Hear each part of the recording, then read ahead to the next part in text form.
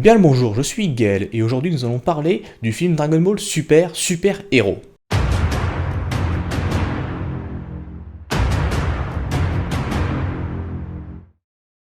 L'armée du ruban rouge, l'organisation secrète maléfique mise à bas par Sangoku, a repris du poil de la bête et s'est mis alors à construire de nouveaux humains artificiels, Gamma numéro 1 et Gamma numéro 2. Piccolo remarque leur activité qui consiste en la fabrication d'une arme maléfique ultime, et ce jusqu'à ce que Pan soit prise en otage attirant son père Sangohan dans un piège. Et du coup, qu'est-ce que j'ai pensé de Dragon Ball Super Héros? Bah c'est chouette.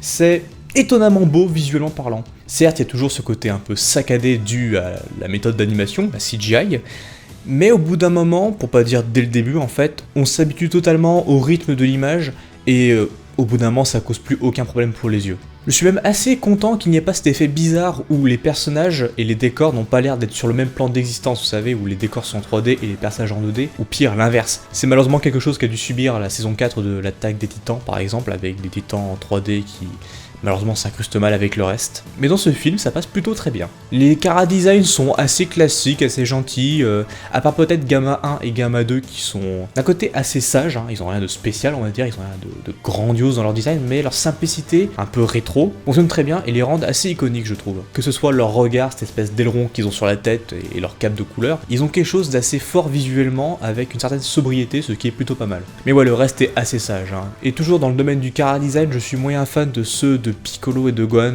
dans leur nouvelle transformation. Le Orange Piccolo est trop bulky pour moi, je trouve qu'il ressemble beaucoup trop à Pirina par exemple, et j'aime pas ça, je trouve qu'il est pas original, je trouve assez disgracieux. Idem pour Gohan, je comprends l'idée de sa transformation, de ce qu'elle fait référence quoi, mais je la trouve trop agressive et trop over the top. Ses cheveux sont trop longs, ils sont trop colorés on va dire, avec des guillemets. Idem pour pour tout ce qui fait son design, je trouve qu'il manque clairement de sobriété par rapport déjà à Piccolo. Même Piccolo je le trouve déjà trop large.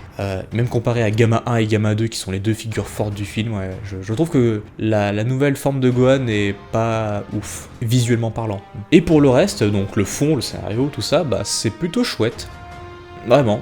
Je m'attendais à avoir une daube, mais en fait c'est plutôt cool. Alors apparemment c'est Toriyama qui a écrit le scénario, des guillemets sur apparemment, parce que bon, on dit que Toriyama a écrit le manga Dragon Ball Super, bon moi j'y crois toujours pas, hein, mais bref. C'est différent du film Broly qui donnait l'impression d'avoir deux films séparés mêlés en un seul, de façon très forcée. Là le film est un tout assez uni, tout dans ce film avance dans un seul et même sens, et il va, bon si ce n'est à fond, au moins il y va bien quoi. Certains parlent de retour aux sources avec ce film, notamment avec du coup l'armée du ruban rouge qui revient à nouveau, et le côté plus comique des débuts de Dragon Ball, et en vrai je suis d'accord, mais je pense que ce film parvient à concilier à la fois Dragon Ball et Dragon Ball Z. Je différencie pour que ce soit plus simple, hein, parce que si vous parlez de Dragon Ball Z en manga, vous avez rien compris, hein, je tiens à vous le dire. Bref, ce film selon moi parvient à concilier à la fois les enjeux et la grandeur des bastons de Dragon Ball Z, avec l'humour et le côté aventureux de Dragon Ball. Mais du coup, ouais, le point qui sera peut-être le plus sujet à débat, ce serait les enjeux. Super Héros prend le parti de raconter presque un filler en fait, parce que on met de côté les personnages principaux que sont Goku et Vegeta, et on se concentre sur les aventures quotidiennes et super héroïques de Gohan et Piccolo, ce qui rappelle un petit peu les débuts de l'arc Majin Buu. Donc on pourrait débattre éventuellement du fait que ce soit une bonne idée de faire ça, et en ce qui me concerne, pour moi c'est indiscutablement une très bonne idée. C'était clairement la meilleure chose à faire, mais j'y reviendrai dans la partie spoil. Donc ouais, pour résumer, sans spoiler, Dragon Ball Super Héros, malgré un titre pas ouf, hein, à l'élocution, c'est un film qui sait où il va, comment il y va, il se concentre à fond sur ce qui est important pour son intrigue, il est drôle, haletant, il joue intelligemment avec la mythologie de Dragon Ball, donc ouais, c'est pas le meilleur film du monde, mais il est quand même très cool. Donc voilà, ça c'était mon bilan pour les no spoil. Donc maintenant nous allons passer en zone spoiler.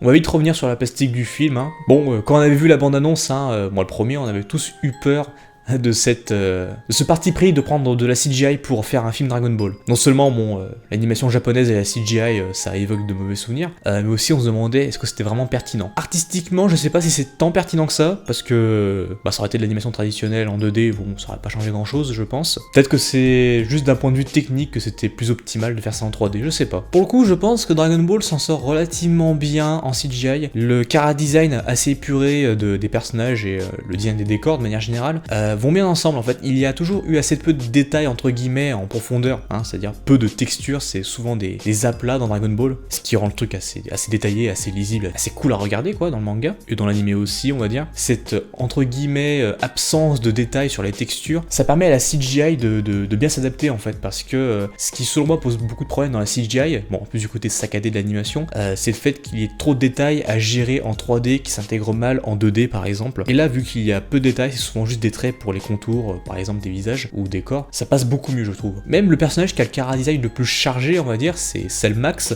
il passe plutôt bien. À la limite en termes de chara-design, j'aurais préféré qu'il prenne la première forme de Cell plutôt que la seconde forme, parce que déjà je trouve la seconde forme dégueulasse, et aussi parce que la première forme pour moi est plus monstrueuse. Et du coup oui, pour revenir un peu sur Gohan, j'ai oublié le nom, c'est quoi, c'est Super Saiyan Beast, un truc comme ça, Gohan Beast, je sais plus le nom qu'ils ont donné à cette forme, bref. Je comprends l'intérêt, parce que c'est censé évoquer évidemment le SCJ2, toute la thématique du film vise à ramener Gohan à son éclat d'antan, donc l'éclat d'antan c'est évidemment le SCJ2, donc on lui remet la même coupe de cheveux, on l'allonge, on lui met le même regard et tout, le côté un peu vénère, on remet Cell, tu vois, bref, l'écho est assez évident, mais je trouve cette forme trop agressive visuellement, encore une fois, les yeux rouges avec les cheveux blancs, c'est très agressif. Pour moi, c'est pas le truc que transmet cette transformation, parce que Gohan se transforme avec plusieurs circonstances, évidemment, mais avant tout, ce qui le motive à avancer, c'est sa fille, quoi, parce que bon, elle est en danger, tout ça. Donc pour moi, cette forme met plus en avant le côté protecteur de Gohan plutôt que le côté Saiyan assez brutal qu'il avait face à Cell lors de leur première rencontre, mais qu'il n'a plus depuis des années maintenant. Donc ouais, je sais pas si en termes de chara-design, le Super Saiyan Beast, ou peu importe son nom, est pertinent. Et toujours sur la forme, la mise en scène est plutôt cool. C'est pas aussi nerveux et flashy que Broly par exemple. Il y a un côté assez gracieux dans les mouvements de caméra qui arrivent à suivre les personnages qui volent. C'est jamais bordélique on va dire comme aurait pu l'être Broly à certains moments, même si c'était un peu voulu dans le cas de Broly. Par exemple j'aime beaucoup l'enchaînement où la Z-Team finalement avec Gros Tanks, Krillin, C18 etc. Se battent contre Cell Max. Il y a ce côté où la caméra suit un personnage qui attaque, puis un autre qui attaque à son tour, etc. C'est très classique mais je trouve que ça fait vraiment le taf, et c'est toujours très agréable à regarder et de voir les Z-Warriors se battre ensemble, ça fait tellement longtemps qu'on n'a pas vu ça. J'aime aussi beaucoup la gimmick autour des onomatopées holographiques de Gamma 1 et Gamma 2, ça va bien avec leur côté rétro, ringard, dégradé comme ça. Il y a toujours ce côté très parodique des débuts de Dragon Ball par exemple, où il y a le côté très kitsch et rétro des super-héros que sont Gamma 1 et Gamma 2, qui essayent d'être des héros d'âge d'or des comics, mais il y arrive moyen quoi, parce que c'est ridicule de nos jours. Et aussi des parodies de super-vilains, par exemple quand Magenta dit invoquer Cell Max de manière un peu grandiose, mais personne ne le fait parce que c'est débile, tu vois. Il y a un côté très comique dans la mise en scène, qui rappelle évidemment un petit peu Red dans du coup l'arc du ruban rouge dans le manga Dragon Ball, vu que c'est son fils Magenta. Voilà, il y a des échos par exemple, le fait qu'ils sont petits et que ça les obsède. Ça fait toujours plaisir de revoir cet humour parodique des débuts du manga. De manière générale, il y a un côté très fluide dans les interactions entre les personnages, et je pense que c'est un peu le point fort du film en fait. Le personnage principal c'est Piccolo, d'assez loin, parce que c'est lui qui dirige l'intrigue entre guillemets en tant que héros. Je trouve que Piccolo est plutôt bien traité dans ce film, et j'aime beaucoup ses interactions avec les autres personnages, par exemple son côté moralisateur avec Gohan où il l'engueule de pas ramener sa fille de l'école, son côté grand-père avec Pan, ou Pan, je sais pas comment on dit, où c'est un meilleur grand-père que son vrai grand-père Son Goku, son côté ami de 20 ans avec Bulma par exemple, où il s'engueule de manière assez comique et assez drôle, où les deux sont aussi cons l'un que l'autre. On pourrait penser que c'est ridiculise Piccolo, mais bon déjà de une, il l'avait déjà été dans l'arc Majin Buu, donc bon, si vous vous plaignez, plaignez-vous de ça d'abord. Et ensuite parce que selon moi ça ne le ridiculise pas trop, c'est surtout que ça le rend plus humain, et selon moi c'est ce qu'il faut faire avec Piccolo. L'intérêt de Piccolo n'a jamais été son côté badass ou ses techniques de combat, sa puissance etc. Non, ce qui est important dans Piccolo c'est son côté humain, et sa relation avec Gohan. Un truc que j'aime beaucoup aussi dans ce film, c'est la réinterprétation du mythe de Dragon Ball. Là pour le coup, je pense vraiment que c'est Toriyama qui l'a écrit, parce que déjà ça se sent que ça a été écrit par quelqu'un qui connaît vraiment Dragon Ball, et quelqu'un qui a un certain recul on va dire. En gros, dans le film, Edo, le petit-fils du docteur Gero, qui a du coup créé Gamma 1 et Gamma 2, c'est pas un méchant, il veut créer des super-héros un peu kitsch et tout, mais c'est pas un méchant. Et en fait il se fait enrôler / manipuler par le Magenta, le boss du ruban rouge, et il lui dit Magenta en gros que Bulma fait partie d'une organisation maléfique qui recrute des aliens pour dominer l'espèce humaine. Et quand il réfléchit, ça fait très théorie du complot évidemment, c'est comique et c'est voulu tu vois, mais tu te dis, d'un certain point de vue c'est à peu près vrai, parce que bon, l'équipe des Z-Warriors c'est soit des assassins, des voleurs du désert, des rois démons, des aliens ultra puissants quasi divins, dont un qui a été un ultra génocidaire. Donc tu te dis quoi, la théorie elle fait sens, et elle est plutôt marrante, parce que c'est marrant d'imaginer Bulma et ses potes en tant que conquérant cruel et tout, et aussi parce que ouais c'est plutôt bien trouvé finalement C'est assez intelligent pour faire marcher le film et tout, et provoquer l'histoire. Et ouais, en sujet qui pourrait faire débat, il y a évidemment Cell Max. Un cas particulier que Cell Max parce que on pourrait dire que c'est un fanservice assez mal branlé, ou une idée boiteuse et paresseuse, quoi, parce que bon, voilà, le méchant c'est Cell, encore. Waouh, putain, jamais vu ça de ma vie. Mais en fait, quand on y réfléchit, Cell n'est pas vraiment la star du film. La star du film, c'est plus Piccolo et Gamma 1 et Gamma 2. Cell n'est pas ce qu'a pu être Broly, Freezer ou Beerus dans les films précédents, tu vois. L'intrigue du film ne repose pas sur ce personnage et ce méchant, tu vois, pas sur cette menace. En fait, Cell Max n'est qu'une péripétie de plus pour conclure l'intrigue et faire avancer évidemment Piccolo, Gohan, Gamma 1 et Gamma 2 en tant que personnage, pour ainsi leur donner et leur redonner ce statut de super-héros qui fait le titre du film. Le film a un plutôt bon titre en fait, c'est juste qu'il sonne très mal. En fait, Cell Max me fait beaucoup penser à ce qu'a pu être Hildegard dans le film 13 de Dragon Ball Z, celui où il y a Tapion. En fait, Hildegard, c'est un prétexte, c'est juste une menace ultime pour mettre en avant l'histoire de Tapion et sa relation plus ou moins fraternelle avec Trunks. On s'en fout un petit peu du caractère d'Hildegard au final, ce qui est vraiment important c'est Tapion, son histoire. Bah c'est pareil aussi dans ce film, l'important c'est la relation Piccolo-Gohan et leur opposition face à Gamma 1 et Gamma 2. Cell Max n'est là que pour tenir l'histoire et la conclure. J'aime beaucoup d'ailleurs la façon de battre Cell Max qui est un parallèle évident du coup au combat contre Raditz. Là où Goku face à Raditz se sacrifie pour permettre à Piccolo de le transpercer avec son Makanko Sapo, et bah là c'est l'inverse, Piccolo maintient Cell Max et c'est Gohan qui utilise le Makanko Sapo contre Cell.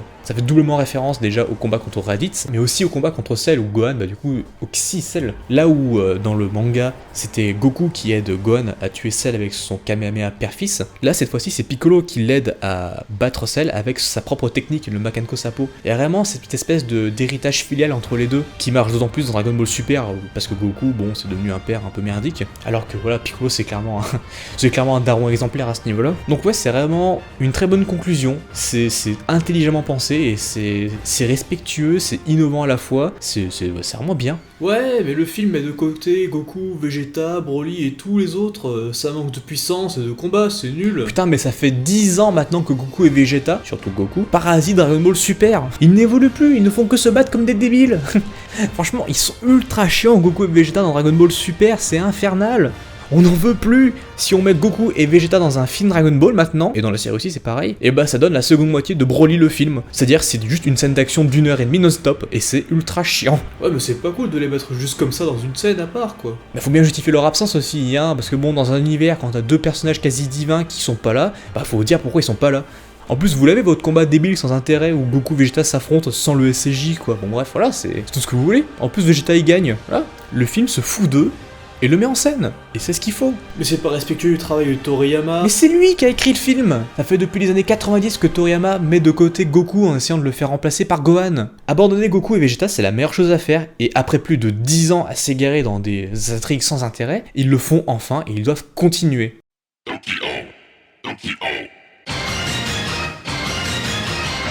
Et petit aparté, la VF est vraiment cool. Donald Renew dans Dragon Ball. Pourquoi il a fallu attendre autant de temps pour que ça arrive? À la limite, même s'il est toujours très bon, Ariotti, la voix de Piccolo, fait un peu faible, un peu aigu, comparé à sa VO. Ouais, il manque un peu de coffre, je trouve, même si, bon, vu que c'est un film plus chill et quotidien, on va dire, ça peut se comprendre. Et du coup, Dragon Ball Super Héros, bah c'est plutôt chouette. Je m'attendais à une sombre daube, mais c'est plutôt chouette. C'est pas aussi ambitieux que ne l'était Broly en termes de lore et d'imagerie, mais n'empêche que c'est vachement mieux écrit et vachement mieux mis en scène. Bref, voilà, j'espère que vous avez aimé ce rush numéro 3, et je vous dis à la semaine prochaine ou la semaine encore d'après, je sais pas trop, pour Sagacité partie 4. Allez, ciao.